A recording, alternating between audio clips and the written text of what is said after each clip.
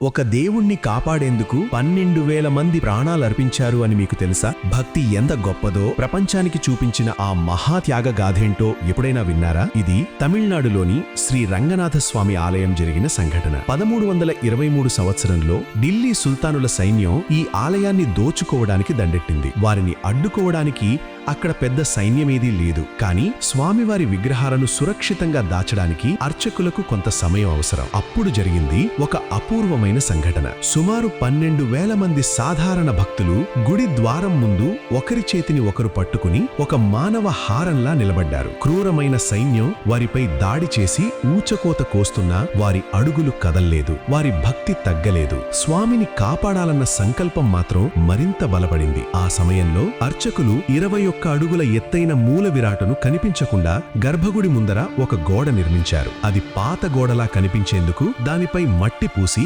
ఎలాంటి అనుమానం రాకుండా చేశారు. లోపలికి చొరబడిన శత్రువులు ఆ గోడను చూసి విగ్రహాన్ని ఎక్కడికో తరలించారని నమ్మారు. ఆలయంలో దోచుకున్న ధనంతోనే వారు వెనుదిరిగారు. కానీ స్వామివారి విగ్రహాన్ని కనుగొనలేకపోయారు. సరిగ్గా 48 సంవత్సరాల తరువాత విజయనగర రాజుల ఆధ్వర్యంలో ఆ గోడను తొలగించి చూడగా స్వామివారు చెక్కు చెదరకుండా అదే మహిమతో భక్తులకు దర్శనమిచ్చారు. భవిష్యత్ తరాలు కూడా ఈ దైవాన్ని దర్శించాలని సంకల్పంతో తమ ప్రాణాలను సైతం లెక్క చెయ్యని ఆ 12,000 మంది భక్తుల త్యాగం నిజంగా భక్తి, ధైర్యం, ఐక్యతకు అజరామరమైన ఉదాహరణ. అలాంటి మహాభక్తుల త్యాగం గురించి మీ అభిప్రాయం ఏమిటో కామెంట్లో తెలియచేయండి. ఇలాంటి మరెన్నో ఆశ్చర్యకరమైన కథలు తెలుసుకోవాలంటే ఇప్పుడే సబ్స్క్రైబ్ చేయండి.